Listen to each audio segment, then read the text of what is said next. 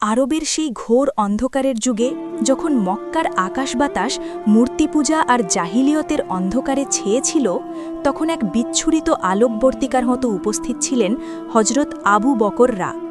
তিনি ছিলেন কুরাইশ বংশের এক অত্যন্ত সম্মানিত ও ধনাঢ্য ব্যবসায়ী।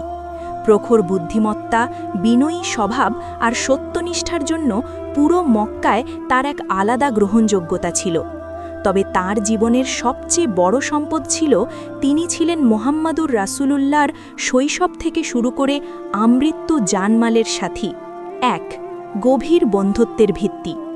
নবুয়ত পাওয়ার বহু বছর আগে থেকেই মুহাম্মদ সা এবং আবু বকর রায়ের মধ্যে ছিল আত্মার সম্পর্ক। আবু বকর রা জানতেন যে মুহাম্মদ সা এমন একজন মানুষ যিনি জীবনে কোনোদিন একটি মিথ্যা কথা বলেননি, এমনকি রসিকতা করেও না। মক্কার মানুষ যখন একে অপরকে ঠকাত, তখনও মুহাম্মদ সা ছিলেন সবার আস্থার প্রতীক, আল আমিন। বন্ধুর এই নিষ্কলঙ্ক চরিত্রই আবু বকর রায়ের মনে বিশ্বাসের এক মজবুত ভিত্তি তৈরি করে দিয়েছিল। ২, সেই ঐতিহাসিক দাওয়াত। আল্লাহর পক্ষ থেকে নবুয়ত পাওয়ার পর যখন প্রথম ওহী নাজিল হল, তখন মহানবী সা খুব গোপনে তার কাছের মানুষদের ইসলামের দাওয়াত দেওয়া শুরু করলেন।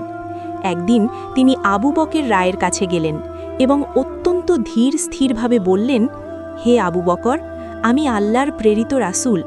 আল্লাহ আমাকে তার একত্ববাদের বাণী প্রচারের জন্য মনোনীত করেছেন এবং মূর্তি পূজা ত্যাগ করে এক আল্লাহর ইবাদত করার নির্দেশ দিয়েছেন। সাধারণত কোনো নতুন আদর্শ বা ধর্ম গ্রহণ করার আগে মানুষ হাজারো প্রশ্ন করে, প্রমাণ চায় কিংবা সময় নেয়। কিন্তু আবু বকর রায়ের ক্ষেত্রে ঘটেছিল ঠিক উল্টো।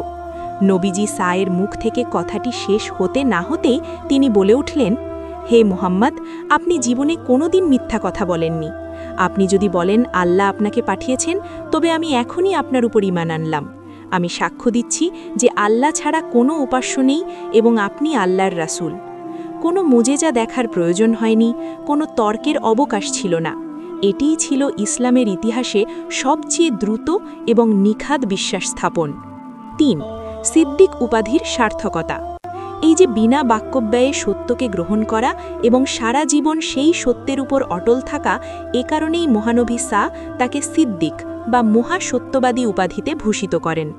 নবীজি পরে সাহাবীদের উদ্দেশ্যে বলেছিলেন, আমি যাকে ইসলামের দাওয়াত দিয়েছি তার মধ্যেই কিছুটা দ্বিধা বা চিন্তা দেখা দিয়েছিল, কিন্তু আবু বকরের ক্ষেত্রে তেমনটি হয়নি। সে নির্দ্বিধায় সত্যকে বরণ করে নিয়েছে। ৪, ইসলাম গ্রহণের পরবর্তী সংগ্রাম। ইসলাম গ্রহণের পর আবু বকর রা হাত গুটিয়ে বসে থাকেননি। তিনি তার প্রভাব ও প্রতিপত্তি ব্যবহার করে মক্কার বড় বড় ব্যক্তিত্বদের ইসলামের সুশীতল ছায়ায় নিয়ে আসেন। হজরত উসমান রা, হজরত তলহা রা এবং হজরত সাদ বিন আবি ওয়াক্কাস রায়ের মতো বড় বড় সাহাবীরা তার দাওয়াতেই ইসলাম গ্রহণ করেছিলেন। এমনকি ইসলামের জন্য কাফেরদের অকথ্য নির্যাতন সহ্য করতেও তিনি পিছু হটেননি। কাবার চত্বরে একবার কাফেররা তাকে এতটা মেরেছিল যে তার চেহারা চেনা যাচ্ছিল না, তবুও তার মুখে ছিল কেবল আল্লাহর নাম আর নবীজির প্রতি ভালোবাসা। উপসংহার: হজরত আবু বকর রা এর এই গল্প আমাদের শেখায় যে সত্যকে চেনার জন্য কেবল চোখের প্রয়োজন হয় না, বরং একটি পরিষ্কার হৃদয়ের প্রয়োজন হয়।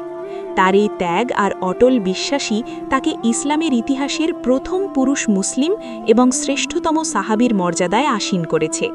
হজরত আবু বকর সিদ্দিক রাদিয়াল্লাহু আনহুর এই ঈমানদীপ্ত কাহিনী যদি আপনার ভালো লেগে থাকে, তবে ভিডিওটিতে একটি লাইক দিন এবং ইসলামের এমন আরও অনুপ্রেরণামূলক গল্প পেতে আমাদের channel @Islamic culture ACES 25 subscribe করে সাথেই থাকুন।